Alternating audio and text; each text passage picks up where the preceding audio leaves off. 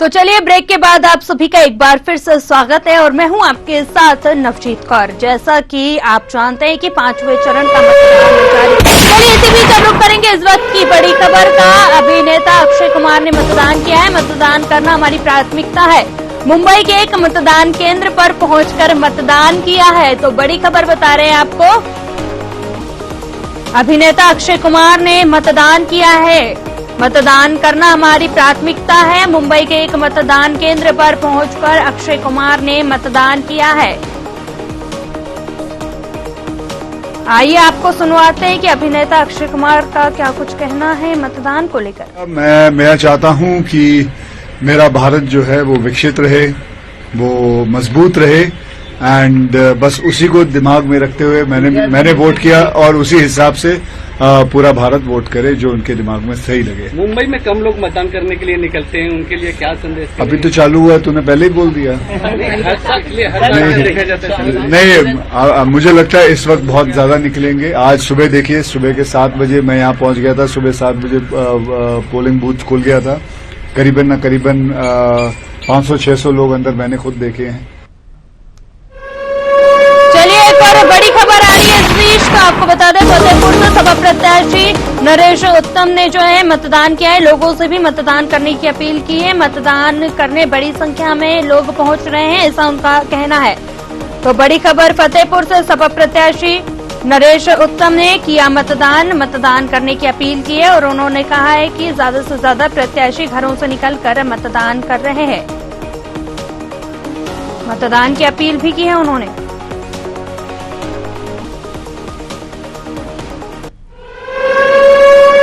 बढ़ते अगली बड़ी खबर की ओर। तो इस वक्त की बड़ी खबर जो है झांसी से आ रही। ग्रामीणों ने किया मतदान का बहिष्कार।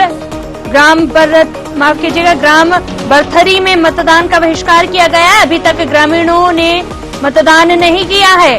तो झांसी से यह बड़ी खबर आ रही है। ग्रामीणों का सांसद पर आरोप है, चुनाव जीतने के बाद सांसद नहीं आए, ग्रामीणों की समस्या को ही नहीं किया दूर। तो झांसी में जो ग्रामीण हैं उन्होंने चुनाव का बहिष्कार कर दिया है। बरथरी में मतदान का बहिष्कार किया गया है। अभी तक ग्रामीणों ने नहीं किया मतदान और ग्रामीणों का सांसद पर आरोप है। उन्होंने कहा है कि जीतने के बाद एक बार भी क्षेत्र में नहीं आके देखा और ना ही ग्रामीणों की समस्या सुनी गई है। चलिए बढ़ते अगली बड़ी खबर की ओर। तो बड़ी खबर आपको बता दें, महाराष्ट्र से आरबीआई गवर्नर शक्तिकांत दास ने वोट डाला है। मुंबई के एक मतदान केंद्र पर पहुंचकर किया मतदान। परिवार के साथ उन्होंने मतदान किया है। आरबीआई गवर्नर ने जो है मतदान किया है। परिवार के साथ में पहुंचकर उन्होंने मतदान किया है। मुंबई के एक मतदान केंद्र पर पहुंचे परिवार के साथ।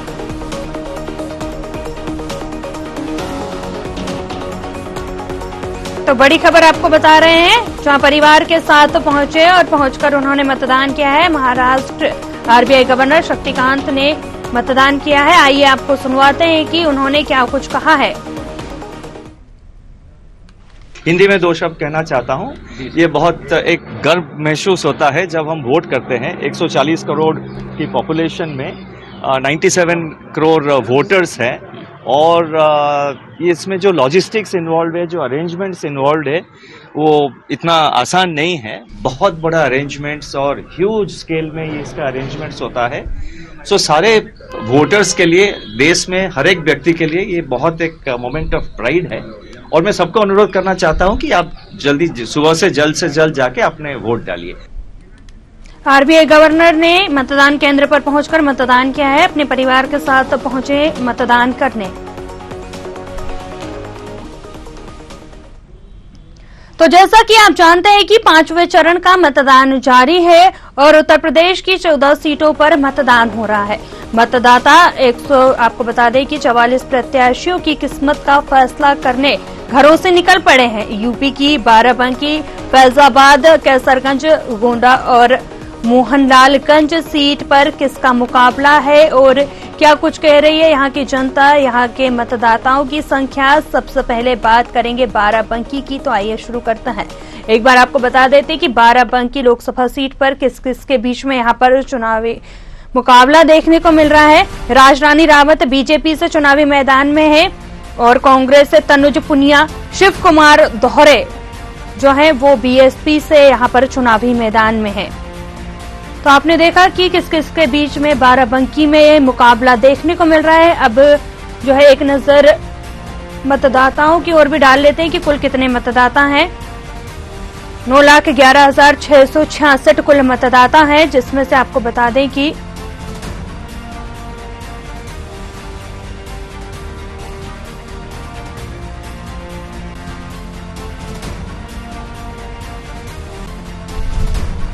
चलिए अब जो है फैजाबाद लोकसभा सीट की बात कर ली जाए तो आपको यहां बता दें कि किस किस के बीच में यहां मुकाबला देखने को मिल रहा है। लल्लू सिंह यहां पर जो है बीजेपी से, अवधेश प्रसाद सपा से, सचिनानंद पांडे बीएसपी से, इनके बीच में चुनावी मुकाबला देखने को मिल रहा है। आप टीवी स्क्रीन पर देख सकते हैं कि तस्वीरों के साथ साथ चुनाव चिन्ह भी जो है इनके वो भी नजर आ रहे हैं। लल्लू सिंह जो है बीजेपी से, अवधेश प्रसाद सपा से, सचिनानंद पांडे जो हैं बीएसपी से यहां पर है। चलिए अब एक बार जो है नजर डाल लेते हैं कि कुल यहां पर मतदाताओं की संख्या कितनी है। तो कुल मतदाताओं की संख्या की बात कर ली जाए तो 19,19,720 है, जिसमें से 10,260 पुरुष मतदाता हैं और 9,17,578 महिला हैं और थर्ड जेंडर की बात कर ली जाए तो 82 है यहां पर कुल। चलिए अब केसरगंज लोकसभा सीट की बात कर ली जाए तो आपको सबसे पहले ये बता देते कि केसरगंज लोकसभा सीट में किस किस के बीच में मुकाबला है। करण भूषण सिंह बीजेपी से, राम भगत मिश्रा सपा से, नरेंद्र पांडे बीएसपी से। यह सीट भी काफी हॉट सीट मानी जा रही है। ब्रजभूषण शरण सिंह के बेटे हैं करण भूषण सिंह। चलिए अब जो है एक नजर डाल लेते हैं कि कुल कितने मतदाता हैं यहाँ पर। मतदाताओं की बात कर ली जाए तो 18,05,946 जो यहाँ पर कुल मतदाता है। इनमें से पुरुष मतदाताओं की बात कर ली जाए तो 8,37,343, महिला मतदाता 9,68,534 और थर्ड जेंडर यहाँ पर 69 दिखाई दे रहे हैं। वहीं बात कर ली जाए तो महिला मतदाताओं की संख्या यहाँ पर ज्यादा देखने को मिल रही है। चलिए अब गोंडा की बात कर ली जाए तो आपको बता दें गोंडा लोकसभा सीट पर किस किस के बीच में मुकाबला है। तो आप तस्वीरों में देख सकते हैं किस तरीके से कीर्ति वर्धन सिंह बीजेपी से, श्रेया वर्मा सपा से, सौरभ बीएसपी से चुनावी मैदान में है। चलिए अब एक नजर जो है गोंडा लोकसभा सीट की हमने आपको बताया कि किस तरीके से यहाँ पर चुनावी मैदान में कौन कौन प्रत्याशी। अब कुल मतदाताओं की बात कर ली जाए तो 17,70,248 यहाँ पर कुल मतदाता है, जिसमें से 8,07,663 पुरुष मतदाता है, 9,62,513 महिलाएं मतदाता हैं, थर्ड जेंडर 72 है। यहाँ पर भी आप देख सकते हैं कि महिलाओं की संख्या ज्यादा देखने को मिली है। चलिए अब जो है मोहनलालगंज लोकसभा सीट की बात कर ली जाए तो यहाँ पर चुनावी मैदान में आपको बता दें कि कौशल किशोर जो हैं वो बीजेपी से, आर.के. चौधरी सपा से और राजेश कुमार उर्फ बीएसपी से चुनावी मैदान में नजर आ रहे हैं।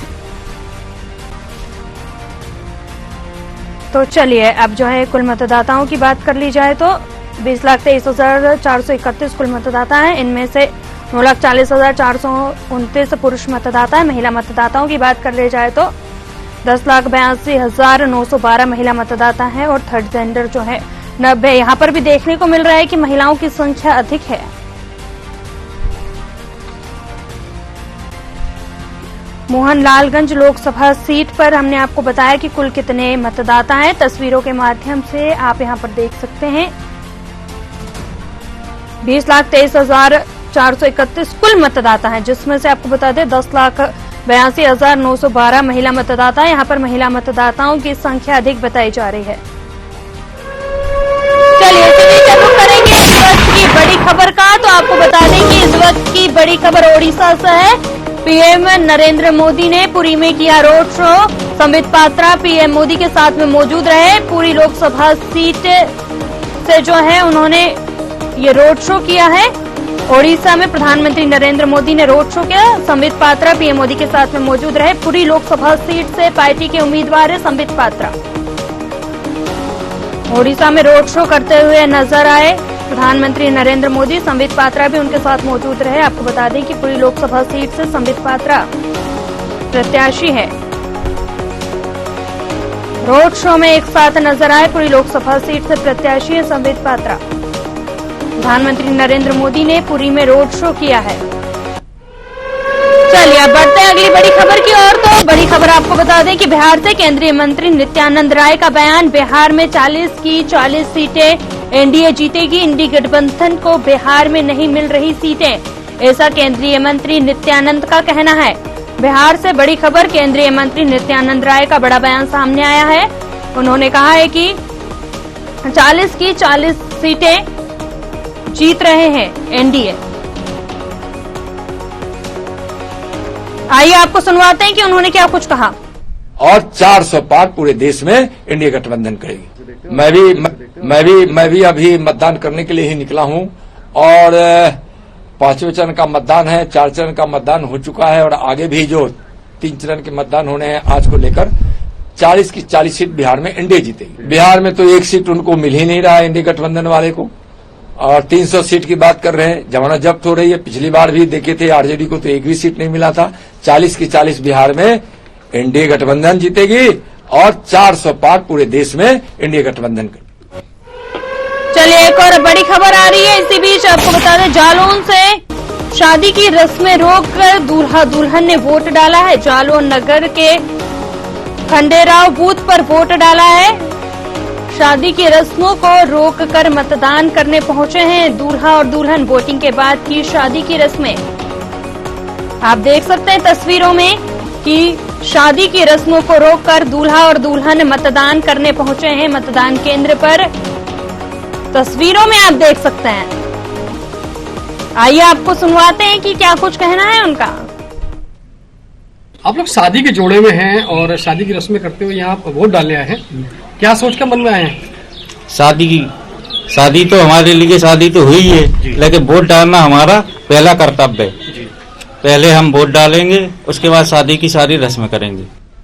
चलिए जैसा कि उन्होंने कहा कि चलिए इसी के साथ हम लोग करेंगे अगली बड़ी खबर की। उत्तर प्रदेश से वोट डालने के बाद बोले डिप्टी सीएम ब्रजेश पाठक, विकसित भारत के संकल्प को पूरा करने के लिए करें मतदान, हम प्रदेश की 80 की 80 सीटें जीत रहे हैं, ऐसा उन्होंने कहा है।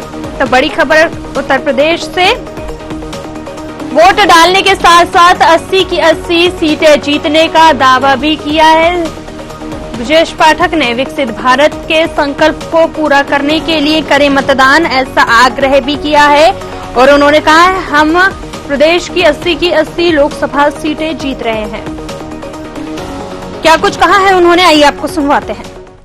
5वें चरण के सभी मतदाताओं से अपील करता हूं कि अपने घरों से निकल करके विकसित भारत के संकल्प को पूरा करने के लिए 100% मतदान करें। विपक्ष पूरी तरह से डिरेल्ड है, दिग्भ्रमित है, कोई नीति एजेंडा नहीं है, जनता ने उन्हें बुरी तरह नकार दिया है।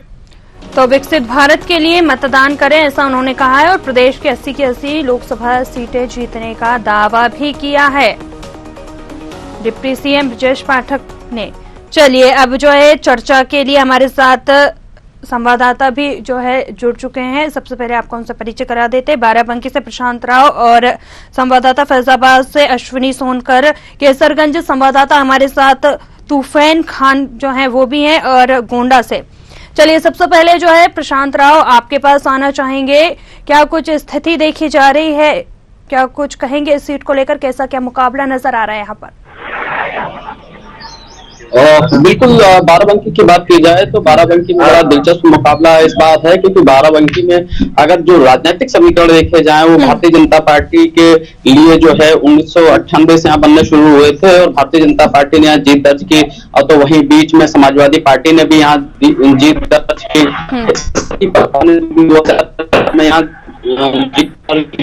तो आप अगर बाराबंकी की बात की जाए तो अभी 2019 के चुनाव उपेंद्र रावत यहाँ चुनाव में जीते थे, और अगर उससे पहले की बात कर ली जाए तो प्रियंका रावत यहाँ की सांसद थी।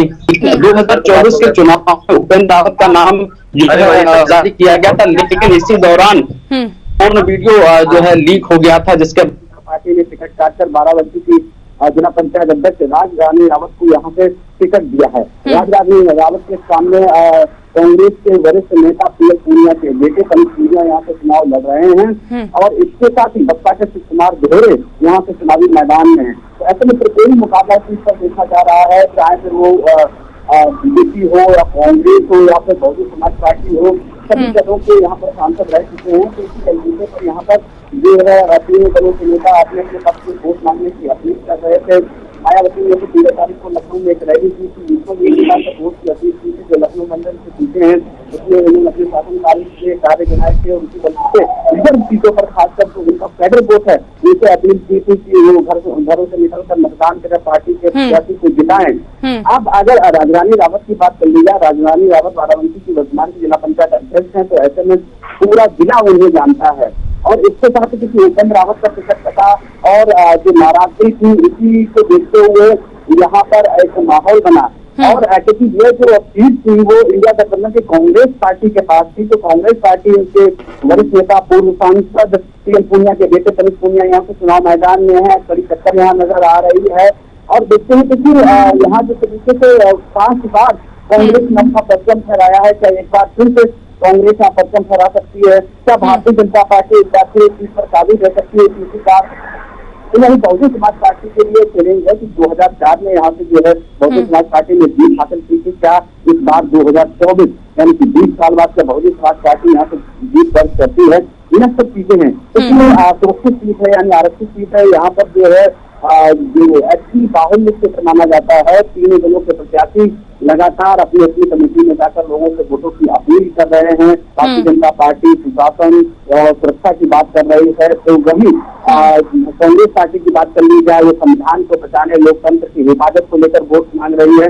तो वही बहुजन समाज पार्टी बहुजन नेता बहुजन समाज की बात करने के साथ ही जिस तरीके से यहाँ पर अनुसूचित वर्ग के लोग हैं जिनके मसीहा जो बाबा साहब अम्बेडकर को कहा जाता है, जिनके नाम पर वोट मांगा जा रहा है और कहा जा रहा है कि अनुसूचित वर्ग का हित जो है बहुजन समाज पार्टी है, इस नाम पर उनको वोट मिले। सुशील कुमार दोहरे लगातार जो क्षेत्र में संपर्क कर रहे थे। आज चूंकि मतदान हो रहा है तो सबसे पहले उन्होंने क्षेत्र की जनता से पहले मतदान बाद में जलपान की अपील की थी। और देखिए बाराबंकी में दिलचस्प मुकाबला रहा है, यहाँ पर तमाम दलों के नेताओं ने जीत दर्ज की है और इसके साथ ही अगर बात कर ली जाए निर्दलीय प्रत्याशी है तो निर्दलीय प्रत्याशी ने भी जीत दर्ज की है। बाराबंकी एक ऐसी चीज है जहाँ से विभिन्न दलों के नेताओं को यहाँ पर जनता ने पसंद किया है और समय समय पर यहाँ परिवर्तन भी होता रहा है। और अगर परिवर्तन की बात कर लीजिए, कुछ आंकड़े हमारे पास है वो आपको बता दूं कि आंकड़ों के आधार पर देखा जाए तो बाराबंकी में हमेशा ही राजनीति का दिलचस्प मुकाबला रहा है। इसमें खास बात अगर देखी जाए तो यहाँ समाजवादी पार्टी रही है, उसने जीत दर्ज की है और उसके साथ ही अगर यहाँ बात की जाए कि जो सोशलिस्ट पार्टी रही है उससे भी यहाँ जीत दर्ज हुई है। इन सब बातों को लेकर बाराबंकी में आज भी वही माहौल है कि परिवर्तन हो सकता है या फिर भारतीय जनता पार्टी यहाँ काबिज रह सकती है। इसके साथ ही अगर यहाँ देखा जाए 1973 में कांग्रेस ने यहाँ विधि प्रकाश के माध्यम से वापसी की थी और इसके बाद राजनीतिक समीकरण बदले, इंदिरा गांधी की हत्या हुई और फिर यहाँ पर 19% जनता पार्टी के ग्राम स्पीकर लोकसभा पहुंचे थे। जबकि इंदिरा गांधी की हत्या के बाद 1984 में फिर एक बार कांग्रेस ने यहाँ जीत हासिल की। तो वही अगर देखा जाए 1991 में समाजवादी जनता पार्टी से यहाँ पर जो है राम सागर रावत ने जीत दर्ज की थी। 1996 में समाजवादी पार्टी से फिर जीते, यानी कि दूसरी पार्टी से फिर जब वो टिकट लेकर आए तो उन्हें जो है जीत दर्ज की। अगर 2019 की बात की जाए तो उपेंद्र रावत यहाँ से सांसद बने और इससे पहले जो देखा जाए कि 1999 में सपा के राम सागर रावत भी जीत चुके थे। 2004 में बसपा के कमला रावत चुनाव जीते, 2009 में पीएल पूनिया ने चुनाव जीता और इसके बाद ही यहाँ पर 2004 में भाजपा की प्रियंका रावत भी जीत चुके हैं। 2019 में उपेंद्र रावत को दर्ज करने के बावजूद क्योंकि उनका जिस तरीके से फोटो यहाँ पर जो सोशल मीडिया पर वायरल हुआ उसके बाद भारतीय जनता पार्टी के शीर्ष नेतृत्व ने उनका टिकट काट दिया और यहाँ पर राजरानी रावत के ऊपर दांव खेला है। राजरानी रावत का परिवार जो राजनीतिक परिवार है, लगातार समाज सेवा से उनका परिवार जुड़ा रहा है। वर्तमान में जिला पंचायत अध्यक्ष हैं, तो वही पीएल पूनिया के बेटे तनिष पूनिया भी लगातार इस क्षेत्र में सक्रिय रहे। विधानसभा का चुनाव भी उन्होंने लड़ा है, लोकसभा का चुनाव भी उन्होंने लड़ा है। तो ऐसे में पीएल पूनिया के बेटे तनिष पूनिया की जिंदगी मजबूत जा रही है। तो वही बहुजन समाज पार्टी के सुकुमार गोहेर भी यहाँ सक्रिय रहे हैं, उन पर मायावती ने विश्वास जताया है। लेकिन किस दल का प्रत्याशी यहाँ जीतेगा ये तो आज वीडियो में ये बटन दबाकर तय कर देंगे। जी चलिए, बिल्कुल प्रशांत, आप हमारे साथ बने रहिए। हमारे साथ दुर्गा सिंह संवाददाता गोंडा से लाइव है। आपसे जानना चाहेंगे क्या कुछ स्थिति नजर आ रही है अभी, क्या कुछ मुद्दे हैं, और अगर बात की जाए तो मतदाताओं की क्या कुछ अभी तक वहां पर रुझान सामने आए हैं, किस तरीके से मतदाता चाह रहे हैं? देखिए, आपको बताना चाहेंगे जी, देखिए गोंडा लोकसभा सीट है जो हॉट सीट मानी जाती है, और कैसरगंज की बात की जाए तो वहां से सांसद ब्रिजभूषण हुआ करते थे, लेकिन इस बार जो बीजेपी ने उनको तगड़ा झटका दे दिया और इस बार उनके लड़के करण भूषण को टिकट दिया। तो कहीं ना कहीं यहाँ पे जनसभाएं भी, गोंडा की बात की जाए तो अमित शाह ने जनसभाएं की, साथ ही यहाँ पे समाजवादी पार्टी की जो प्रत्याशी है श्रेया वर्मा, उनकी तरफ से यहाँ पे डिम्पल यादव पहुंची थी गोंडा में रोड शो की। तो कहीं ना कहीं यहाँ का जो नजारा है, यहाँ के जो वोटर है अभी चुप्पी साझे बैठे, लेकिन आज वो ईवीएम में कैद करेंगे। क्या कुछ अब ये निकल के आता है वोट गिनती होने के बाद ही पता चल पाएगा। लेकिन जिस तरह से देख सकते हैं, ये हम मतदान केंद्र पे खड़े हैं, पूरी तरीके से यहाँ पे लोग मतदान केंद्र पे पहुंच रहे हैं, और तस्वीरों में देख सकते हैं लोग पहुंच रहे हैं और ज्यादा से ज्यादा मतदान करने के लिए अपील भी डीएम गोंडा नेहा शर्मा द्वारा की गई है। जो बाहर मतदाता थे उनके लिए टेलीफोन के माध्यम से जागरूक किया गया। तो कहीं ना कहीं जो प्रशासन का पहल है बहुत अच्छी पहल है, और यहाँ के जो सांसद है कीर्तिवर्धन सिंह, उन्होंने सबसे पहले मतदाताओं से अपील की, पहले जलपान और मतदान जो इनका कहना है वो पूरी तरीके से लोग कह रहे हैं, और यहाँ पर लोग बूथों पे पहुंच रहे हैं, अपना मत देकर लोग ईवीएम में अपना मत कैद कर रहे हैं। अब ये तो भाग्य का फैसला है, क्या और किसको ये जीत मिलती है तो 4 जून को पता चलेगा। जी बिल्कुल, वही जानना चाहेंगे आपसे कि गोंडा में किस तरीके की प्रशासन की ओर से व्यवस्थाएं की गई है, गर्मी का भी असर देखने को मिल रहा है। बिल्कुल देखा जाए गोंडा में प्रशासन पूरी तरह से चौकस है, और कहीं ना कहीं जो प्रशासन अभी हाल ही में जो एक सोशल मीडिया पे टिप्पणी किया था, आज पुलिस ने एक अभियुक्त को भी गिरफ्तार कर लिया। तो कहीं ना कहीं प्रशासन पूरी तरह से अलर्ट है, लगातार वो अपने प्रयासों में चुनाव सकुशल संपन्न हो इसके लिए पैरा मिलिट्री सहित कई पोस्ट लगाए हुए हैं। बूथों पे पूरी तरीके से पोस्ट तैनात है। उपद्रवी जो है उनको रेड कार्ड दिया गया, जो उपद्रवी जो अपराधी किस्म के लोग थे वो घर में कैद है, कहीं ना कहीं वो बूथों से दूर भागते नजर आ रहे हैं, मतदान कर अपने घरों में कैद हो गए। तो पुलिस का जो पहरा है पूरी तरीके से लगा हुआ है, और जो यहाँ की डीएम है नेहा शर्मा, जो एसपी है दिनेश जायसवाल, उन्होंने साफ कह दिया है जो भी चुनाव में खलल डालेगा उनके ऊपर वैधानिक कार्रवाई की जाएगी, किसी को बख्शा नहीं जाएगा। जी बिल्कुल, जिस तरीके से प्रशासन भी अलर्ट मोड पर नजर आ रहा है, वहीं आपसे जानना चाहेंगे कि क्या कुछ स्थानीय मुद्दे हैं गोंडा के? देखा जाए स्थानीय मुद्दा, यहाँ के मतदाताओं से बात करना पड़ेगा। स्थानीय मुद्दा को लेकर लोग वोट करते हैं, मतदाता जो पहुंचे हैं मुद्दा को लेकर वोट करेंगे। अब उनके जहन में क्या मुद्दा चल रहा है, युवा भी यहाँ पे पहुंच रहे हैं, जो महिलाएं वो भी पहुंच रहे हैं। हमारे साथ एक बुजुर्ग दादाजी हैं, उनसे भी बातचीत करेंगे। ये दादाजी कहाँ से आए हैं? दादा क्या नाम हुआ? अच्छा, किस मुद्दे को लेकर वोट कर रहे हैं? वोट डाले? अच्छा, किस मुद्दा, क्या कोई मुद्दा है चुनाव में? चुनाव में है जो क्या मुद्दा है? अच्छा, क्या मुद्दा है? मुद्दा हम जानते नहीं, नहीं, क्या आपके मन में क्या है? विकास हो, क्या चल रहा है मन में, इसी को लेकर तो वोट करते हुए और वोट करने आए हैं। हाँ। अच्छा, तो देखिए जिस तरह से लोग वोट करने पहुंच रहे हैं, एक दादा बुजुर्ग हमारे मिल गए हैं और मतदान स्थल पर हो रहे हैं, दादी भी मिल गए। दादा क्या नाम हुआ? हाँ, इस बार कोई मुद्दा है? गोंडा में वोट डालने जा रहे हैं, कोई मुद्दा है? हाँ, मुद्दा आपके मन में कुछ है कि हम इस मुद्दे को लेकर, महंगाई बढ़ रही है, कुछ सस्ताई होना चाहिए, जुमा तो हो रही। अच्छा, हाँ, कोई ऐसा मुद्दा नहीं है। हाँ, देखिए मतदाता पहुंच रहे हैं, लेकिन अभी वो खुल के बता नहीं रहे, क्योंकि ये ईवीएम में अपना मत कैद करेंगे, और लगातार देखा जाए ये पूरी तरह से चुप्पी साधे हैं, कहीं अभी बोलने से कैमरे से बचते नजर आए हैं। जी बिल्कुल, साइलेंट वोटर्स की बात कर ली जाए तो यहाँ पर देखने को मिला है। चलिए, आप हमारे साथ बने रहिए। वहीं फैजाबाद से भी हमारे साथ अश्विनी सोनकर जो है जुड़े हुए हैं। चलिए, आपको रोका जाएगा। इसी बीच जो है बड़ी खबर आ रही है जम्मू कश्मीर से। जेकेएनसी के उपाध्यक्ष अमर अब्दुल्ला का बयान सामने आया, लोग अपने वोट का इस्तेमाल करें, लोकतंत्र में सबसे बड़ी ताकत जनता की है, ऐसा उन्होंने कहा है। तो आपको बता दें, बारामूला से लोगों से अपील की है उन्होंने, वे बाहर आए और अपने मत का प्रयोग करें। बीजेपी पर भी उन्होंने तंज कसा है। मतदाताओं से मतदान करने की अपील के साथ साथ बीजेपी पर भी उन्होंने तंज कसते हुए नजर आए हैं। क्या कुछ कहा है उन्होंने, आइए आपको सुनवाते हैं। और अपने वोट का इस्तेमाल करें। मैं तो सिर्फ ये उम्मीद करूंगा कि लोग अपने वोट का इस्तेमाल करें। जमहूरियत में सबसे बड़ी चीज जो है वो लोगों की आवाज है, और आवाज बुलंद करने का तरीका वोट है। तो मेरी बारामूला लोकसभा निशस्त के वोटरों से यही अपील होगी कि वो बढ़ चढ़ के इस इलेक्शन में हिस्सा लें और अपने वोट का इस्तेमाल करें। मैं तो चलिए, एक और बड़ी खबर आ रही है। महाराष्ट्र से भाजपा नेता किरीट सोमय्या ने जो है मतदान किया है। अच्छी प्रक्रिया में जो है उन्होंने मतदान कर रहे हैं, वहीं लोगों में उत्साह भी नजर आ रहा है।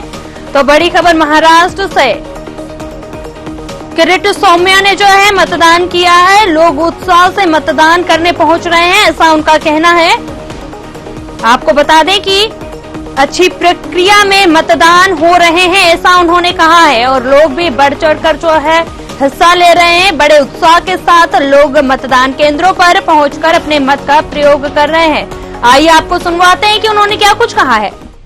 बहुत अच्छे प्रमाण में ये मेरे नीलम नगर परिक्षेत्र में मतदान हो रहा है। उत्साह से लोग आ रहे हैं। उनका चेहरा देख के ये स्पष्ट है, एक मजबूत सरकार, फिर एक बार मजबूत प्रधानमंत्री आएंगे। मेरे परिवार के 4 लोग, मैं, मेरी पत्नी मेधा, बेटा नील और बहू दिव्या के साथ मतदान किया। शायद जिंदगी में पहली बार मेरी माँ साथ में नहीं है। 2-1.5 महीने पहले ही उसका निधन हुआ है। चलिए, तो जैसा कि उन्होंने कहा कि परिवार के साथ पहुंचकर मतदान किया। चलिए, रुक करेंगे अगली बड़ी खबर की और मुंबई से बड़ी खबर। वोटिंग के बाद बोले उज्जवल निकल, मुंबई उत्तर मध्य लोकसभा सीट से बीजेपी उम्मीदवार है। तो उन्होंने कहा है कि वोटिंग के बाद हर कोई अपने अधिकार के लिए जागरूक है, जनता जागरूक है और अपने मत का प्रयोग कर रही है। इससे पहले उन्होंने जो है आपको बता दें कि पूजा अर्चना की थी। पूजा अर्चना करने के बाद उन्होंने कहा था मैं मतदान करूंगा, और उन्होंने मतदान कर लिया है। इसके बाद उन्होंने कहा है कि क्या कुछ कहा है, आइए आपको सुनवाते हैं। करना नहीं, मेरी लोगों की यही अपील होती कि वोट करना ये संविधान ने हमें एक हक दिया है। और मुझे खुशी इस बात की, आज इस दिन 2 दिन छुट्टी होने के बावजूद लोगों की काफी मात्रा में भीड़ है। इसका मतलब यह है कि हर व्यक्ति अपने अधिकार और हक के बारे में जागरूक है। हमारा भारत पूरे विश्व में एक डेमोक्रेटिक कंट्री है। चलिए, बढ़ते हैं अगली बड़ी खबर की ओर। तो टीवी स्क्रीन पर आपको दिखा रहे उत्तर प्रदेश से केंद्रीय मंत्री साध्वी निरंजन ज्योति पहुंची हमीरपुर श्री विद्या मंदिर मतदान स्थल पर मतदान किया है उन्होंने पहुंचकर। तो बड़ी खबर बता रहे उत्तर प्रदेश से, केंद्रीय मंत्री साध्वी निरंजन ज्योति ने मतदान किया है। फतेहपुर से भाजपा प्रत्याशी साध्वी निरंजन ज्योति मतदान केंद्र पर पहुंचकर उन्होंने अपने मत का प्रयोग किया है। आइए आपको सुनवाते हैं कि उन्होंने क्या कुछ कहा। उत्तर प्रदेश में मतदान का बहुत महत्वपूर्ण योगदान है और ये राष्ट्रीय पर्व है, जिसमें अपने जनप्रतिनिधि को चुनने के लिए जनता का अधिकार होता है। मैं जनता से अपील करती हूँ कि आइए, घरों से निकलिए, देश को विकसित बनाने के लिए, देश को परम वैभव तक पहुँचाने के लिए, देश की आध्यात्मिक सांस्कृतिक धरोहर को सुरक्षित रखने के लिए निकलिए घरों से और अपना अमूल्य मत दे करके एक अच्छी सरकार के लिए समर्थन दीजिए। जो राम को लाए हैं हम उनको लाए। चलिए, जो राम को लाए हैं हम उनको लाएंगे, ऐसा उन्होंने कहा है। और श्री विद्या मंदिर में मतदान स्थल पर पहुंचकर मतदान किया है। फतेहपुर से भाजपा प्रत्याशी है साध्वी निरंजन ज्योति। तो आपने देखा कि किस तरीके से हम लगातार सुबह 7 बजे से ही आपको पल पल की अपडेट दे रहे हैं। चलिए, हमारे साथ संवाददाता गोंडा से और बाराबंकी से प्रशांत राव जुड़े हुए। प्रशांत, आपसे जानना चाहेंगे केसरगंज लोकसभा सीट के बारे में। यह सीट काफी ज्यादा हॉट मानी जा रही है। ब्रजभूषण शरण सिंह के बेटे को जो है करण भूषण को यहां से टिकट दिया गया है। वहीं अगर बात कर ली जाए तो महिलाओं के द्वारा, महिला पहलवानों के द्वारा उन पर गंभीर आरोप भी लगाए थे। क्या इसका असर देखने को मिल सकता है? आपसे जानना चाहेंगे, क्या समीकरण बिगड़ते हुए नजर आ रहे हैं या बनते हुए? देखिए, केसरगंज की बात कर ली जाए तो केसरगंज में ब्रजभूषण शरण सिंह का हमेशा यहाँ से कब्जा रहा है और कई बार वो यहाँ से सांसद चुने गए हैं। उनकी पत्नी भी यहाँ से सांसद चुनी गई हैं। लेकिन इस बार क्योंकि उनके ऊपर बड़े गंभीर आरोप लगे थे, महिला खिलाड़ियों से यौन शोषण के आरोप के बाद राष्ट्रव्यापी आंदोलन हुआ था दिल्ली में। कई महीने तक इसको लेकर जो है विरोध प्रदर्शन हुए। ब्रजभूषण शरण के ऊपर इसमें मुकदमा भी दर्ज किया गया और साथ ही साथ हरियाणा हो, पंजाब हो, अन्य जगह इसको लेकर माहौल भी बनाया गया और कई जगह के जो खिलाड़ी थे उन्होंने इसका विरोध जताया। यहाँ तक कि अपने जो मेडल थे वो तक वापस किए, गंगा में प्रवाहित किए। तो ये सब बातें जो है भारतीय जनता पार्टी के लिए कहीं नुकसानदायक हो सकती थी। इसलिए भारतीय जनता पार्टी ने ब्रजभूषण शरण के साथ एक पक्ष रखते हुए कहीं ना कहीं उनको टिकट न देकर उनके बेटे करण भूषण को टिकट दिया है।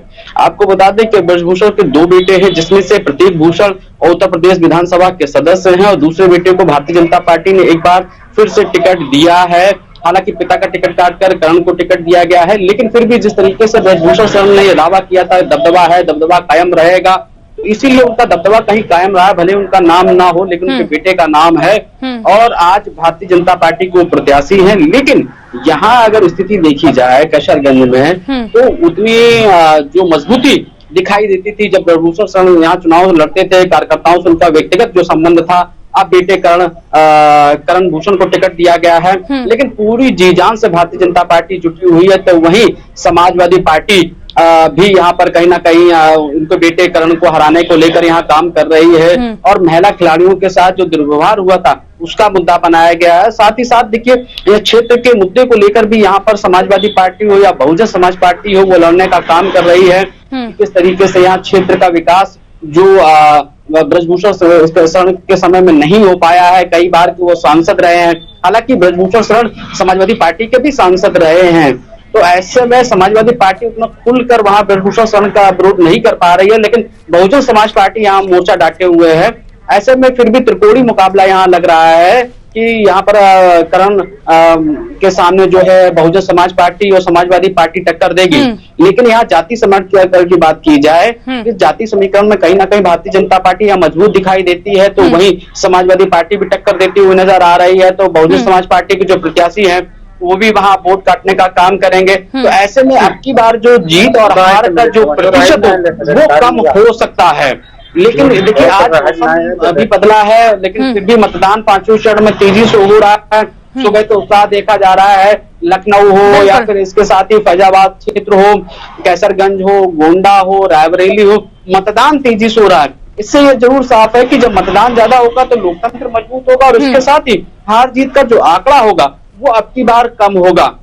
ब्रजभूषण शरण सिंह लगातार क्षेत्र में एक बार अपने बेटे के लिए वोट मांग रहे हैं। तो वहीं अगर देखा जाए विपक्षी दलों ने इस सीट को लेकर उतनी दिलचस्पी नहीं दिखाई है, उसका फायदा भी भारतीय जनता पार्टी को मिल सकता है।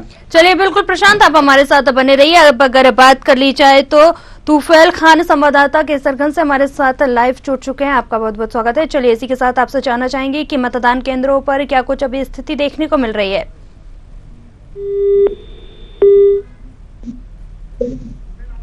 तूफैल, आप तक आवाज पहुंच पा रही है? चलिए, तूफैल से हमारा संपर्क नहीं हो पा रहा है और हमारे साथ गोंडा से भी संवाददाता लाइव जुड़े हुए हैं। आपसे जानना चाहेंगे कि आखिर क्या कुछ, चलिए आपको रोकना चाहेंगे। इसी बीच एक बड़ी खबर आ रही है। आपको बता दें कि उत्तर प्रदेश से जहां राज्यसभा सांसद बाबूराम निषाद ने वोट डाला है, बूथ संख्या 102 में जाकर किया मतदान। ज्यादा से ज्यादा मतदान करने की अपील की है उन्होंने। तो बड़ी खबर बता रहे हैं, उत्तर प्रदेश से राज्यसभा सांसद बाबूराम निषाद ने वोट किया है, बूथ संख्या 102 पर जाकर मतदान किया है और ज्यादा से ज्यादा मतदान करने की अपील भी करते हुए नजर आए हैं मतदाताओं से। राज्यसभा सांसद ने मतदान किया है और मतदाताओं से अधिक संख्या में मतदान करने की अपील की है। बूथ संख्या 102 पर जाकर मतदान करते हुए नजर आए हैं। खबर उत्तर प्रदेश से है, जहां राज्यसभा सांसद ने जो है मतदान किया है और लोगों से भी मतदान करने की अपील की है। ज्यादा से ज्यादा मतदान करने की अपील की गई है उनके द्वारा।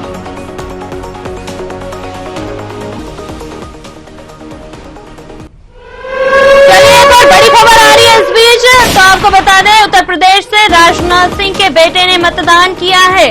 गौतम बुद्ध नगर से पंकज सिंह ने मतदान किया है। कांग्रेस पार्टी पर भी निशाना साधा है। तो बड़ी खबर है, आप बता रहे हैं आपको, जहां राजनाथ सिंह के बेटे ने मतदान किया है और कांग्रेस पार्टी पर भी निशाना साधते हुए नजर आए हैं पंकज सिंह। गौतम बुद्ध नगर से पंकज सिंह ने मतदान किया है। मतदान करने पहुंचे हैं राजनाथ सिंह के बेटे और उन्होंने कांग्रेस पर भी निशाना साधा है।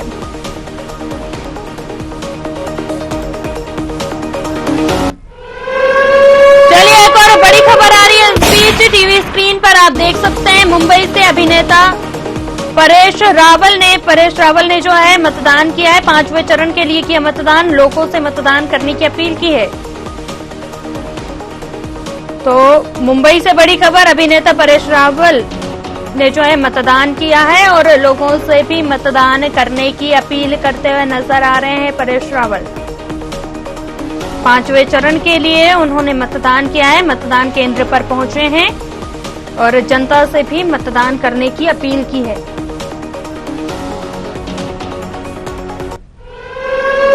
एक और बड़ी खबर आ रही है इस बीच, आपको बता दें कि इस वक्त की बड़ी खबर उत्तर प्रदेश से बीजेपी नेता ब्रजभूषण शरण सिंह ने वोट डाला है। बीजेपी के लिए जबरदस्त मतदान हो रहा है, ऐसा उन्होंने कहा है।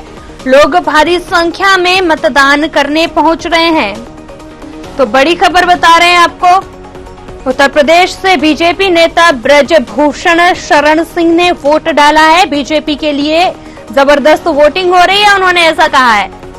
लोग अधिक से अधिक पहुंचकर मतदान कर रहे हैं।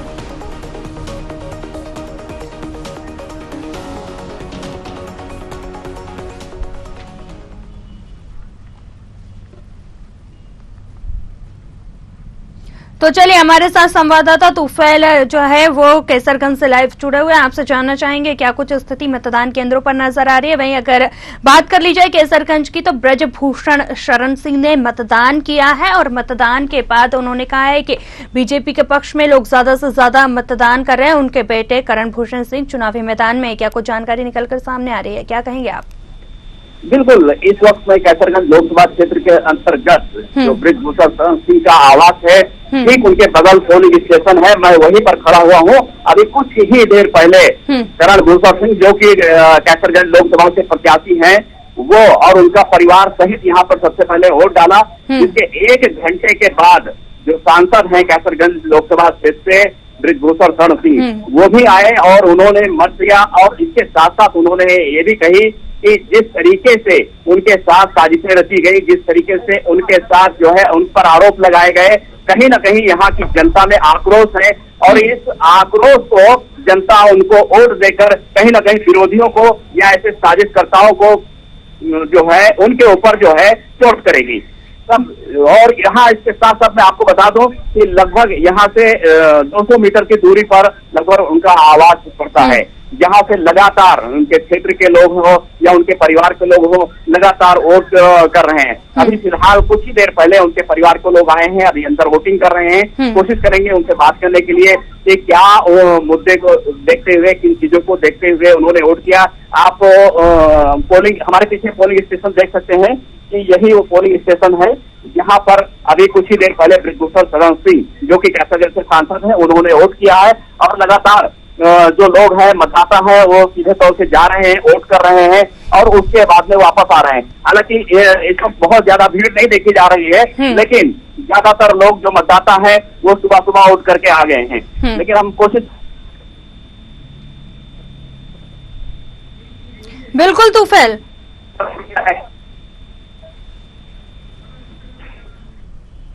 तो आपने देखा कि किस तरीके से तूफैल ने बताया कि यहाँ पर मतदान करने पहुंचे थे और उसके बाद जो है उन्होंने बयान भी दिया कि बीजेपी के पक्ष में लोग ज्यादा से ज्यादा मतदान कर रहे हैं।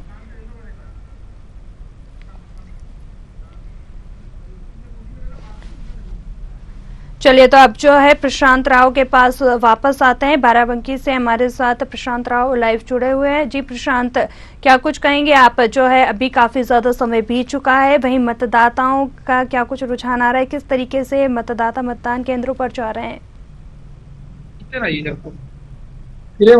दिखाते कौन सी क्या कुछ आप तक आवाज पहुंच पा रही है प्रशांत? जी मुझे आवाज मिल रही है। जी बिल्कुल, आपसे जानना चाहेंगे कि सुबह 7 बजे से ही लगातार जो है वोटिंग शुरू हो चुकी है और मतदाता आ रहे हैं, मत का प्रयोग कर रहे हैं। वहीं आपसे जानना चाहेंगे कि क्या कुछ स्थिति अभी नजर आ रही है मतदान केंद्रों पर? बिल्कुल, मैं आपको बता दूं कि लगातार जो है सुबह 7 बजे से मतदान यहाँ पर जारी है। उत्तर प्रदेश के 14 लोकसभा क्षेत्रों में जहाँ पर आज मतदान किया जा रहा है और उत्तर प्रदेश के इन 21 जिलों में आज मतदान हो रहा है। उत्साह काफी देखा जा रहा है। मतदाता मतदान केंद्र पर पहुंचकर वोट डाल रहे हैं और जिसकी वजह से जो मुद्दे यहाँ अगर जनता के बारे में जाने जा रहे हैं तो उसमें खासकर महंगाई है, बेरोजगारी है और इसके साथ ही चिकित्सा शिक्षा है, इन बातों को लेकर यहाँ पर मतदान किया जा रहा है। अगर किसी वरिष्ठ नागरिक से जानकारी दी गई तो उन्होंने बताया कि हम विकास के मुद्दे पर, शिक्षा के मुद्दे पर यहाँ पर वोट कर रहे हैं, तो वो युवाओं का कहना है कि शिक्षा और रोजगार को लेकर यहाँ पर मतदान कर रहे हैं। तो जो आगामी सरकार होगी वो उनकी शिक्षा और यहाँ रोजगार को लेकर काम करेगी। तो जो वरिष्ठ नागरिक जो जन है उनका कहना है कि सरकार यहाँ सुरक्षा के साथ ही विकास को मजबूत करे, विकास के पैमाने को और ज्यादा बढ़ाया जाए। तो वहीं अगर बात की जाए अर्थव्यवस्था को और मजबूत करने की बात भी कही जा रही है। उत्तर प्रदेश में भारतीय जनता का जो मतदान हो रहा है वो इन्हीं मुद्दों को लेकर हो रहा है। भारतीय जनता पार्टी विकास के नाम पर वोट मांग रही है, तो वहीं जो इंडिया गठबंधन में आज शामिल समाजवादी पार्टी है और कांग्रेस है वो संविधान बचाने के नाम पर वोट मांग रही है। तो बहुजन समाज पार्टी बहुजन निकाय बहुजन सिपाही के नाम पर वोट मांग रही है। बहुजन समाज पार्टी का मानना है कि ज्यादा से ज्यादा लोगों का हित हो और इसी बातों को लेकर वो अपने पार्टी के पक्ष के प्रत्याशियों को लेकर वोट मांगने की अपील कर रही है। चलिए बिल्कुल, तो मुकाबला है 5वें चरण में इन 14 सीटों पर। 14 सीटों की बात की जाए तो 13 सीटों पर भारतीय जनता पार्टी का कब्जा है। चलिए बिल्कुल, आप सभी का बहुत बहुत धन्यवाद जुड़ने के लिए। अब वक्त हो चला है छोटे से ब्रेक का। ब्रेक के बाद जल्द वापस लौटेंगे। आप बने रहिए न्यूज आवर के साथ। मुझे दीजिए इजाजत।